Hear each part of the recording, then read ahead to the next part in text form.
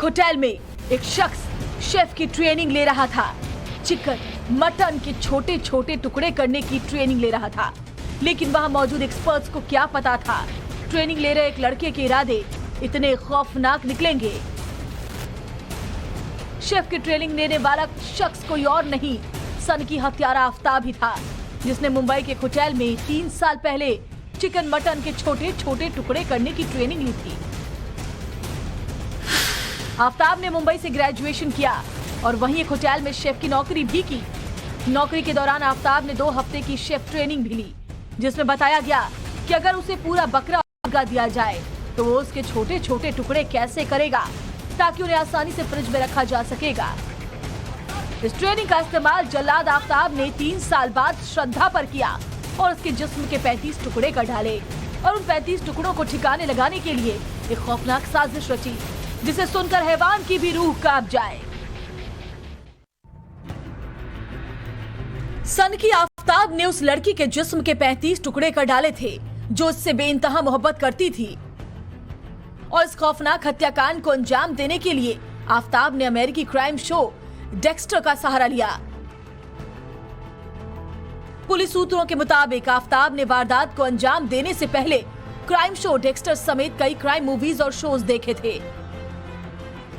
Dexter एक अमेरिकी crime drama और साइकोलॉजिकल थ्रिलर शो है जो साल 2006 से 2013 के बीच ऑन एयर हुआ।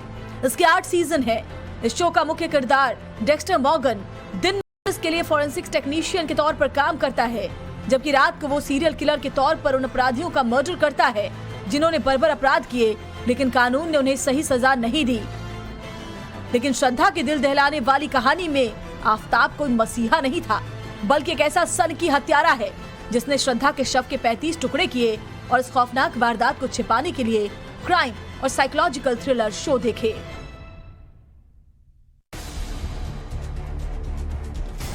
सनकी हत्यारा आफ्ताब बेहद शातिर है।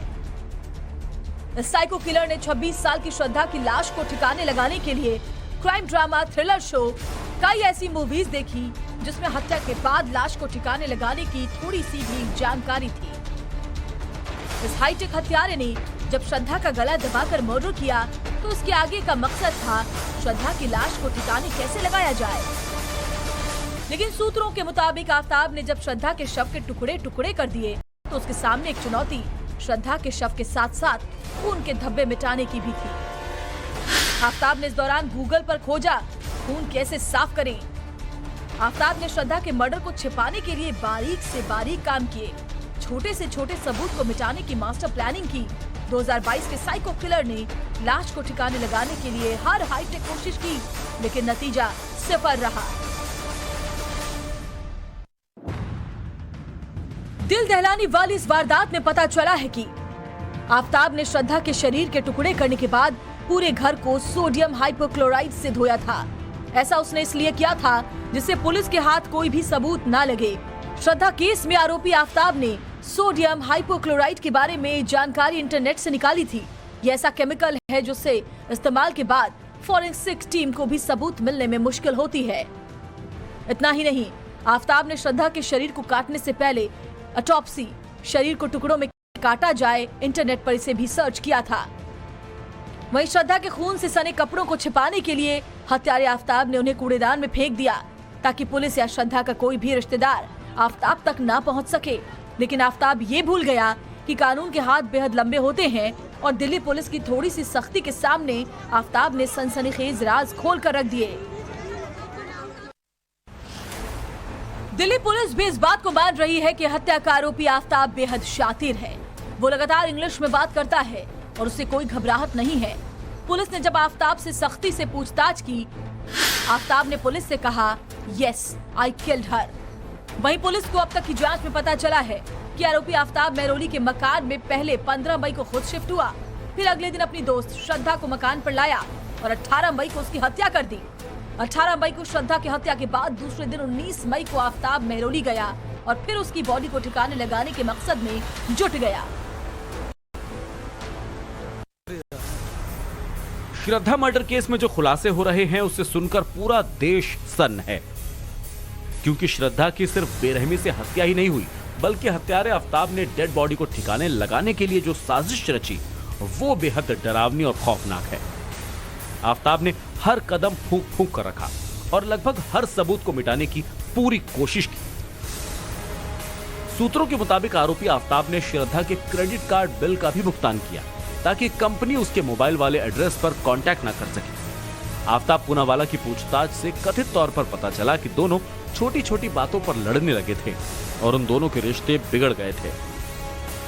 उन्हें एक दूसरे पर धोखा देने और झूठ बोलने का भी शक था। वो एक दूसरे को फोन करते थे और सटीक जीपीएस लोकेशन और अपने आसपास की तस्वीरें मांगते थे। झगड़े अक्सर हिंसक हो जाते थे और फिर आगे की ये खौफनाक कहानी हैवान की भी रूह कांपाने वाली है। श्रद्धा अब इस दुनिया में नहीं, लेकिन उसके साथ जिस डरावनी वारदात को अंजाम दिया गया उसे सोचकर ही होश फाख्ता हो जाते हैं। पकड़े जाने के बाद आरोपी पूनावाला ने जो कहानी पुलिस के सामने बयां की वो बेहद चौंकाने वाली है। उस शातिर हत्यारे ने कानून से बचने के लिए अपनी मोहब्बत यानी श्रद्धा की लाश के कई टुकड़े कर दिए थे। आफ्ताब ने शव के टुकड़े करने के लिए आरी का इस्तेमाल किया। उसने पहले उसके हाथों के 3 टुकड़े किए, इसके बाद पैर के भी 3 टुकड़े किए। इसके बाद रोज उन्हें बैग में रखकर इन्हें फेंकने के लिए जाता था। हत्या के बाद 300 लीटर का फ्रिज खरीदा ताकि टुकड़े उसमें रख सके।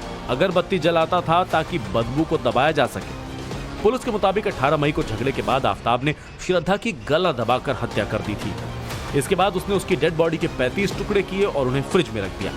पुलिस ने बताया कि वो हर रोज रात को 2 बजे घर से निकलता और टुकड़ों को दिल्ली के अलग अलग ठिकानों पर फेंक देता। श्रद्धा मर्डर केस में हर खुलासा सनसनीखेज है और हत्यारा आफ्ताब कितना बेफिक्र और निडर था यह खुलासा भी डरावना है। आफ्ताब ने जिस समय श्रद्धा के टुकड़ों को फ्रिज में रखा हुआ था वो उस समय अपने मेहरौली वाले किराए के फ्लैट पर एक महिला को डेट के लिए भी लाया। जानकारी के मुताबिक आफ्ताब दूसरी महिला एक मनोवैज्ञानिक के संपर्क में एक डेटिंग ऐप से आया जिसके माध्यम से उसकी श्रद्धा वाकर से 2019 में मुलाकात हुई। सूत्रों के मुताबिक दूसरी महिला जून जुलाई में 1-2 बार उसके घर भी आई। उस समय आफ्ताब ने वाकर के शरीर के अंगों को फ्रिज और किचन में छिपा दिया था। इसी वारदात से अंदाजा लगाया जा सकता है कि आफ्ताब कितना शातिर था जो उसने दूसरी महिला को घर के किचन और फ्रिज में डेड बॉडी के छिपे होने की जानकारी तक नहीं होने दी। एक बड़ा सवाल यह भी है कि आफ्ताब के घर पर आने वाली महिला को सच में कोई जानकारी नहीं थी। श्रद्धा वाकर की हत्या के बाद पूनावाला ने हत्या के सबूत को मिटाने की पूरी कोशिश की। अब पुलिस की जांच में सामने आ रहा है कि 18 मई को श्रद्धा वाकर की हत्या के बाद पूनावाला ने अपने इंस्टाग्राम अकाउंट में लॉगिन किया और अपने दोस्तों को यह मैसेज भेजा कि श्रद्धा अब भी जिंदा है। आफ्ताब ने श्रद्धा के क्रेडिट कार्ड के बिल्स का भी भुगतान किया ताकि कंपनियां उसके मुंबई के पते पर संपर्क न करें और किसी को इस हत्याकांड की भनक तक न लगे। हत्या के बाद के अगले कुछ हफ्तों तक आफ्ताब ने कथित तौर पर महिला के दोस्तों के साथ उसके सोशल मीडिया अकाउंट का इस्तेमाल कर बातचीत की ताकि किसी को शक न हो। वहीं बताया जा रहा है कि श्रद्धा की अपने परिवार से कोई बात नहीं होती थी क्योंकि उन्होंने उनके रिश्तों पर आपत्ति जताई थी। पीड़िता के पिता ने मुंबई में सितंबर में शिकायत दर्ज कराई जब उसके दोस्तों में से एक ने उन्हें बताया कि वाकर के फोन पर पिछले 2 महीने से संपर्क नहीं हो पा रहा और पूनावाला ने दावा किया कि वो कुछ समय पहले अलग हो गए थे। श्रद्धा मर्डर केस में दिल्ली पुलिस के सामने कई सवाल खड़े हैं। जानकारी के मुताबिक श्रद्धा के शव के अब तक दिल्ली पुलिस को 13 टुकड़े बरामद हुए हैं जबकि 22 टुकड़े अब भी लापता हैं। दिल्ली पुलिस को अभी तक श्रद्धा की डेड बॉडी का सिर नहीं मिला है। पुलिस की टीम सिर की तलाश में जुटी है। श्रद्धा मर्डर केस की जांच कर रही पुलिस टीम को अहम सबूत मिले हैं। मेहरौली के जंगल से श्रद्धा के शरीर की कुछ हड्डियां बरामद हुई। आरोप है कि आफ्ताब श्रद्धा के टुकड़े कर यहीं फेंकता था। आफ्ताब ने जो कपड़े पहनकर श्रद्धा के शरीर के टुकड़े किए थे वो कपड़े और श्रद्धा के खून से सने कपड़े उसने कूड़ेदान में फेंक दिए थे। इन्हें पुलिस लंबा समय बीत जाने की वजह से अब तक बरामद नहीं कर पाई। वहीं बताया जा रहा है कि 18 मई को आफ्ताब का श्रद्धा से झगड़ा हुआ था। झगड़े के बाद वो श्रद्धा की छाती पर बैठ गया, फिर उसकी गला घोटकर हत्या कर दी। दम घुटने से श्रद्धा ने कुछ ही देर में दम तोड़ दिया। श्रद्धा मर्डर केस को लेकर तमाम दावे किए जा रहे हैं। इनमें से एक रिपोर्ट बेहद चौंकाने वाली है। जानकारी के मुताबिक श्रद्धा अपने क्लासमेट से कांटेक्ट में थी। वो क्लासमेट ही श्रद्धा के पिता विकास मदन वॉकर को जानकारी देता था। जब श्रद्धा ने कई दिन तक लक्ष्मण का फोन नहीं उठाया, उसने श्रद्धा के पिता को बताया। इस पर पिता ने कहा कि सोशल मीडिया पर भी कोई अपडेट नहीं मिल रहा। विकास बेटी का हालचाल जानने 8 नवंबर को दिल्ली पहुंचे। जब वे उसके घर पहुंचे तो ताला लगा था। हालांकि कुछ रिपोर्ट्स में यह भी दावा किया जा रहा है कि श्रद्धा ने मां से फोन पर कहा था कि आफ्ताब उसके साथ मारपीट करता है। श्रद्धा की मां की मौत के बाद वो अपने घर आई थी, तब उसने अपने पिता से भी मारपीट की बात कही थी। हालांकि इस बात की अभी तक पुष्टि नहीं हो पाई है। महाराष्ट्र के पालघर जिले में रहने वाले 59 साल के विकास मदान वॉकर दिल्ली के मेहरौली थाने पहुंचे और वहां अपनी बेटी के अपहरण की एफआईआर दर्ज करवाई। उनका इल्जाम था कि आफ्ताब ने उनकी लड़की को अगवा कर लिया। वो शादी का झांसा देकर उनकी बेटी श्रद्धा को मुंबई से दिल्ली लेकर आया था। जब उसने छुपाया ये बात के इतने महीने से कुछ बताया नहीं, किसी को इन्फॉर्म नहीं किया, उसका रेगुलर जो दोस्त था उससे भी नहीं बताया, उसको सिर्फ शक लगा कि ये कुछ गलत कर चुका है, इसके लिए उसने फिर हमें इन्फॉर्म किया। अच्छा, तो ये दोस्त ने आपको बताया था? श्रद्धा दोस्त ने बताया। जी जी जी। तो उसके बाद सर फिर आप लोगों ने पहले कहाँ कंप्लेन किया सर? ये लोकल पुलिस, जहाँ मुंबई वसई में जो लोकल पुलिस। दिल्ली पुलिस ने सोमवार को दिल दहला देने वाले हत्याकांड का खुलासा किया। 18 मई यानी करीब 6 महीने पहले लिव इन पार्टनर आफ्ताब ने अपनी 26 साल की प्रेमिका श्रद्धा की बेरहमी से हत्या कर दी और उसकी लाश के साथ सन की आफ्ताब ने क्या क्या किया वो खुलासे रोंगटे खड़े कर देने वाले हैं। आफ्ताब कितना शातिर हत्यारा था इसका अंदाजा आप उसकी इन तस्वीरों को देखकर लगा सकते हैं। ये वीडियो पुलिस हिरासत का है, जब आफ्ताब को पुलिस सेल में रखा गया था। आप देखिए आफ्ताब कितने सुकून से बैठा है। उसके चेहरे पर किसी तरह का ना तो तनाव है और ना ही कोई अफसोस। इसी सेल की एक और तस्वीर आपको दिखाते हैं। देखिए किस सुकून के साथ साइको किलर सेल के अंदर सो रहा, जैसे ऑफिस में 8 घंटे की जी तोड़ मेहनत करने के बाद कोई कर्मचारी थकान में चूर अपने घर पर आकर आराम से सो जाता है। इन तस्वीरों से साफ है कि आफ्ताब को अपनी कलंक कथा का कोई अफसोस नहीं। उसे इस बात का भी जरा सा मलाल नहीं है कि उसने एक ऐसी लड़की का कत्ल किया जो उससे जान से ज्यादा प्यार करती थी, जिसने उससे शादी करने के लिए अपने परिवार को छोड़ दिया था, लेकिन उसी ने भरोसे का कत्ल कर दिया। श्रद्धा के साथ रिलेशनशिप से पहले आफ्ताब के किन लड़कियों से संबंध रहे, इस बारे में भी पुलिस जानकारी इकट्ठा कर रही है। पुलिस आफ्ताब के 4 दोस्त जो श्रद्धा के साथ संबंध बनाने से पहले उससे मिले थे, उनसे संपर्क करने की कोशिश कर रही है। पुलिस आफ्ताब के इन दोस्तों से पूछताछ कर आफ्ताब की क्राइम कुंडली खोलने की कोशिश भी करेगी। श्रद्धा के कातिल आफ्ताब ने पुलिस से बचने की हर संभव कोशिश की। श्रद्धा के मर्डर के बाद भी उसने अपने हाव भाव में कोई परिवर्तन नहीं लाया। आफ्ताब भीड़ भाड़ वाले जिस फ्लैट में रहता था उसके पड़ोस में भी कई परिवार रहते थे, लेकिन किसी को घटना की भनक तक नहीं लगी। इतना ही नहीं, पुलिस जब जांच के दौरान आफ्ताब से पूछताछ करती थी तो उस वक्त भी आफ्ताब ने पुलिस को बरगलाने की खूब कोशिश की। हालांकि बाद में पुलिस पूछताछ में वो टूट गया और अपना जुल्म कबूल कर लिया। दिल दहला देने वाले श्रद्धा मर्डर केस में आरोपी आफ्ताब ने पुलिस के सामने भले ही अपना जुल्म कबूल कर लिया, लेकिन उसने पुलिस की आंखों में धूल झोंकने की पूरी कोशिश की। आफ्ताब के बार बार बदलते बयान ने इस मर्डर केस में सस्पेंस क्रिएट कर रखा था। यही कारण है कि सबूत जुटाने और इस केस की उलझी गुत्थी को सुलझाने के लिए पुलिस ने आफ्ताब को 5 दिन की रिमांड पर लिया है। पुलिस रिमांड का आज दूसरा दिन है। पुलिस इस दौरान कातिल आफ्ताब से न केवल पूछताछ कर रही है बल्कि सबूत भी तलाशने में जुटी है। पुलिस गिरफ्त में आए आफ्ताब से लगातार पूछताछ कर रही है। आज पुलिस क्राइम सीन को रिक्रिएट करने और सबूत तलाशने के लिए आफ्ताब को उस जंगल में लेकर गई जहां आफ्ताब ने मर्डर के बाद श्रद्धा के शव के टुकड़े फेंके थे। मिली जानकारी के मुताबिक पुलिस को अब तक श्रद्धा के शव के 13 टुकड़े मिल चुके हैं। पुलिस ने इन टुकड़ों को जब्त कर FSL लैब में भेज दिया है।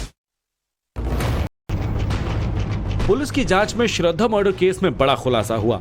श्रद्धा के दोस्त रजत शुक्ला ने टाइम्स नाउ ऑफ भारत से एक्सक्लूसिव बातचीत में बताया कि श्रद्धा पर आफ्ताब बेइंतहा जुल्म उठाता था। रजत ने बताया कि श्रद्धा के साथ आफ्ताब मार पिटाई करता था। मर्डर से पहले आफ्ताब कई बार श्रद्धा को जान से मारने की धमकी दे चुका था। She was into a secret relationship then, and 2019 she revealed it in front of us, and we also met this guy Aftab then. Okay. And things were lovely in the start. However, things changed with the passing time when she started telling that Aftab becomes violent on her. He beats her up. He also sort of blackmails her that he's going to kill you.